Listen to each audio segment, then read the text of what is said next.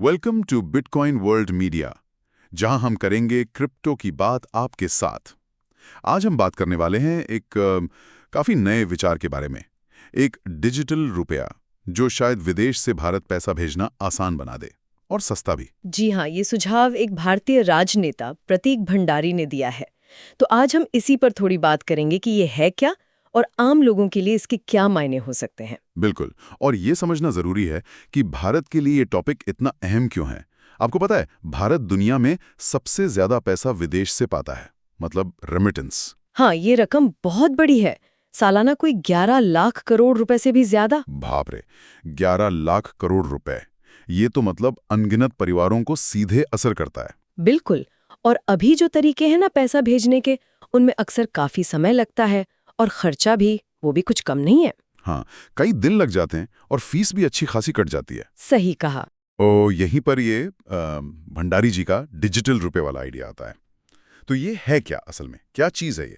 देखिए, मूल आइडिया एक खास तरह का डिजिटल रुपया बनाने का है। और सबसे खास बात यह है कि ये सरकारी बॉन्ड से जुड़ा होगा। मतलब सरकार इसे सपोर्ट करेगी। अच्छा, सरकारी बॉन्ड से, इसका मतलब क्या हुआ? इसका मतलब हुआ कि इसकी कीमत हमेशा असली भारतीय रुपए के बराबर रहेगी। एक डिजिटल रुपया मतलब एक असली रुपया। तो वो जो बिटकॉइन वगैरह में उतार चढ़ाव होता है ना कीमत का, वो खतरा यहाँ नहीं होगा। हाँ, ये तो बहुत जरूरी बात है, स्थिरता। लेकिन ये तेज और सस्ता कैसे होगा? कोई टेक्नोलॉजी? हाँ, बिल्कुल। अब प्रस्ताव में नई टेक्नोलॉजी जैसे ब्लॉकचेन या कोई डिस्ट्रीब्यूटेड लेजर टेक्नोलॉजी, डीएलटी जिसे कहते हैं, उसके इस्तेमाल की बात है। ये एक तरह का सुरक्षित डिजिटल खाता बही जैसा है। अच्छा। इससे पैसा भेजना लगभग तुरंत, मतलब इंस्टेंट हो जाएगा। 24 घंटे 7 दिन। वाह। और क्योंकि बीच के कई लोग हट जाएंगे जो अभी पैसा भेजने में लगते हैं, तो खर्चा भी काफी कम होने की उम्मीद है। ये तो सुनने में काफी अच्छा लग रहा है। अच्छा, एक बात और, आरबीआई, हमारा रिजर्व बैंक, वो भी तो अपने ई रुपए पर काम कर रहा है। जी हाँ। तो क्या ये वही है या उससे कुछ अलग है? ये थोड़ा अलग है, हालांकि दोनों साथ काम कर सकते हैं। आरबीआई का जो ई रुपया है, उसका फोकस ज्यादातर देश के अंदर पेमेंट पर है, जैसे हम दुकानों में पेमेंट करते हैं। हाँ। जबकि ये जो प्रस्ताव है, इसका मेन मकसद है इंटरनेशनल लेन देन, खासकर रेमिटेंस, जो बाहर से पैसा आता है, उसको आसान और सस्ता बनाना। समझ गया, मतलब ये खास तौर पर विदेश से आने वाले पैसे के लिए है। जी। और ये भी सुनने में आया है कि दुनिया के दूसरे देश भी कुछ ऐसा ही कर रहे हैं। हाँ, बिल्कुल। अमेरिका, यूएई, चीन, कई देश अपनी डिजिटल करेंसी या फिर तेज पेमेंट सिस्टम पर काम कर रहे हैं। तो पूरी दुनिया में इस तरह की चीजें हो रही हैं। अब इसके फायदों की बात करें तो एक तो साफ है, जो एनआरआई हैं, विदेश में रहने वाले भारतीय और उनके परिवार, उनको तो सीधा फायदा होगा, पैसा जल्दी मिलेगा कम खर्चे में। हाँ, ये तो सबसे बड़ा फायदा है। लेकिन भंडारी जी का ये भी कहना है कि इससे सरकार को भी कुछ आर्थिक लाभ हो सकता है। वो कैसे? हाँ, उनका एक तर्क ये है कि क्योंकि ये डिजिटल रुपया सरकारी बॉन्ड से जुड़ा होगा, तो हो सकता है कि इन बॉन्ड्स की मांग बढ़ जाए। और अगर मांग बढ़ती है, तो सरकार जब बाजार से उधार लेती है, तो शायद थोड़ी कम ब्याज दर पर ले पाए। अच्छा, मतलब सरकार की उधार लेने की लागत कम हो सकती है।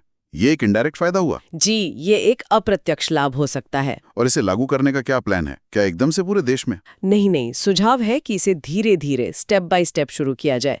शायद पहले पश्चिम एशिया, मतलब वेस्ट एशिया से, जहां बहुत सारे भारतीय रहते हैं ना। हाँ, दुबई वगैरह। जी, जहां से रेमिटेंस भी काफी आता है, तो एक पायलट प्रोजेक्ट की तरह शुरू कर सकते हैं। पहले शायद व्यापार के लिए, फिर आम लोगों के रेमिटेंस के लिए। ठीक है, ये समझदारी भरा तरीका लगता है। अब एक सवाल जो शायद बहुत से लोगों के मन में आएगा, क्वेश्चन, तो क्या ये डिजिटल रुपया बिटकॉइन या इथेरियम जैसी क्रिप्टो करेंसी जैसा होगा? आंसर, नहीं, ये बिल्कुल अलग है। देखिए, बिटकॉइन जैसी जो क्रिप्टो करेंसी हैं, उनकी कीमत तो बहुत तेजी से ऊपर नीचे होती है ना। हाँ, बिल्कुल। और वो किसी सरकार या किसी संपत्ति से सीधे तौर पर जुड़ी नहीं होती। उनका इस्तेमाल अक्सर लोग निवेश या ट्रेडिंग के लिए करते हैं। लेकिन ये जो प्रस्तावित डिजिटल रुपया है, ये पूरी तरह से हमारे भारतीय रुपए पर आधारित होगा और सरकारी बॉन्ड इसका समर्थन करेंगे। इसका मतलब है कि इसकी कीमत हमेशा स्थिर रहेगी। एक डिजिटल रुपया हमेशा एक भारतीय रुपए के बराबर। इसका मकसद पैसा भेजना आसान और सस्ता बनाना है, ट्रेडिंग करके मुनाफा कमाना नहीं। और इससे सरकार का समर्थन मिलेगा। ओके, तो ये बहुत बड़ा अंतर है। ये सट्टेमारी के लिए नहीं बल्कि असल इस्तेमाल के लिए है। जी हाँ, बिल्कुल। ठीक है।